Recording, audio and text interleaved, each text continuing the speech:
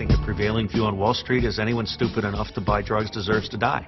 And if you can make money from them while they're doing it, that's great. And if that's imposing a crime wave on a community away from Wall Street, that's okay. There's no drug crime on Wall Street. I don't like that. They pay cash, right? They pay cash. One of the important facets of the discussion should be what I call conspiracy theories. There are lots of folks out there, and there are books written on this by people who are in a position to know.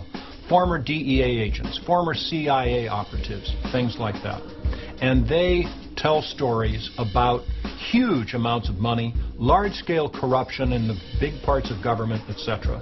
And are these stories true? And the answer is, of course, I don't know. I don't have access to any particular information more than anyone else does. However, ask yourself this question. If you're going to have $1 million in cash, how much corruption can you buy at any level for that $1 million? And the answer has to be quite a bit. On December 10th, 2004, investigative journalist Gary Webb was found shot in his apartment. No, you lying. No. When? Saturday. Oh, man. The internet was set ablaze with conspiracies of a CIA assassination plot, but overwhelming evidence of a suicide soon put the theories to rest. Well, he used to tell me that he would come home at night and there'd be guys, you know, climbing up the pole late at night, 12 and 1 o'clock, and you know, at nighttime, and people following him around everywhere he goes. He has cars telling him, and his phone was tapped, and he was just saying that they were kind of like giving him the blues. You know, a lot of things were going on that he didn't really like. And he said it was the government, too. By the way, the head of the DEA, his name is Rob Bonner, is a friend of mine throughout the first George Bush administration, documented that yes, the CIA was involved with importation of a fair amount of cocaine with regard to the Iran-Contra, etc. But it just has to happen because of the money. Let me understand what you're saying. A ton of cocaine was smuggled into the United States of America. Well, in cooperation with the CIA? That's exactly what appears to have happened. When I was a clandestine case officer, I thought I was doing God's work, the nation's work, by recruiting traitors in varied countries around the world. And what I didn't realize was that I was literally there for show. I was just going through the motions because the traders weren't producing really useful information. We were ignoring all of the openly available information that would have produced much richer results. Let's jump over to General Manuel Noriega in Panama. General Noriega was told by Bill Casey, then director of the Central Intelligence Agency, that he could have a free run with drugs into America, provided that he allowed us to support the Contras from Panama. That was a straight-up deal. Now, I don't understand why the government didn't use Freeway Rick the way they used him. Set him up to go buy it from the big man and bust the big man. They know he ain't the big man. Somebody's bringing it to him. Yeah, nobody's. So why they didn't reverse it? They always take you almost to make it seem like he's the man. They never. But somebody's just bringing it to him. Who is the real drug lord?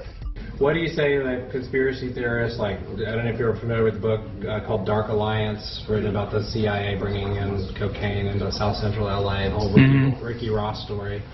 Well, you know, I've been working with the CIA for years. I take great pride in what they do. They're very disciplined people of great courage. There aren't many of them. It's a very small agency. They're out there in the global context trying to protect the American people. So I think they deserve to be treated with respect. But the notion that they're smuggling drugs into America is just absurd. I think Ricky Ross simply didn't invest enough money in bribing local authorities. Had he invested in a protection insurance policy at the state and local level through legal fronts, I mean, there are all kinds of lawyers that are willing to sell their souls and happy to take their money and then channel it into bribes. So basically, I think Ricky Ross didn't realize that he could become a pawn in the war on drugs. Are you aware of whether or not narcotics proceeds at some time may or may not have supported Contra efforts? Yes, sir. Narcotics proceeds were used to shore up the Contra effort. Okay. Did you personally play a role in some of the transfer of that money? Yes, I did.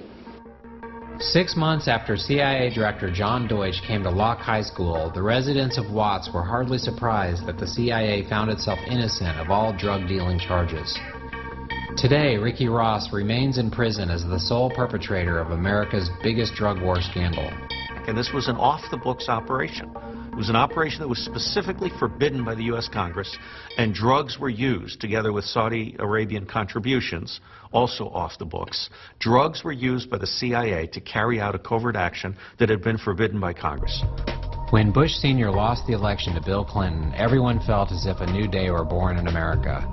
Now the peaceful liberals would rule, and the tired, corrupt Iran-Contra Reagan crew would be gone for good. Nick and Norm were brought to us by the Office of National Drug Control Policy, also known as the Office of the Drug Czar. Under Bill Clinton, the office was headed up by four-star General Drug Czar Barry McCaffrey.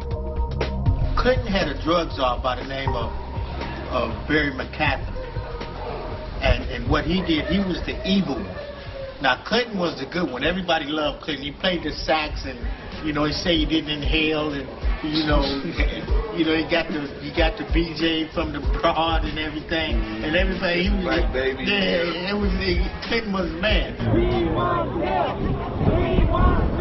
Less than a mile away from T's place, former President Clinton made an appearance to promote his new book. So many adoring fans showed up that Clinton was not able to sign everyone's copy. Problems today with President Clinton's book signing tour through the Southland. He appeared at SO1 Books in Baldwin Village. I'm all the way from Moreno Valley just to see President Clinton. I love him and I love what he stands for. But in actuality, he had this evil, crazy, maniacal person that headed up the war on drugs. Now that's the good guy getting the bad guy to do the bad work. Yes, they all scapegoat. That's what we was talking about earlier. The scapegoat, like we're the scapegoat. They all got to have a scapegoat. Back in Austin, General Barry McCaffrey was making an appearance at a fundraising event. The former drug czar was now a regular war correspondent on MSNBC, but he would never knowingly participate in some independent film with a questionable message. Maybe by accident I told the General Secretary that I was working on an anti-drug video, which is kind of true. So I donned my Republican disguise, consisting of a golf shirt, name tag, and slacks. Carefully choosing the correct forks and nibbling on some asparagus, I waited for the perfect moment to approach the well-protected former drug czar. Mostly known as the drug czar, and if I talk to the media or talk to the American people, that's the only way they'd recognize what I was doing. In the early 90s, my friends were all quitting the 80s hard drugs and switching to high-quality marijuana.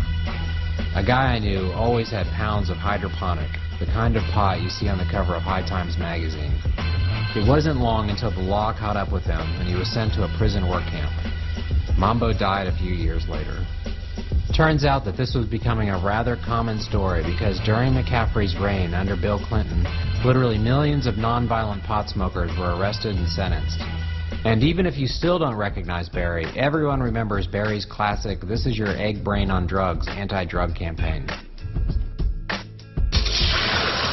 Metaphor of the drug war led to flawed thinking.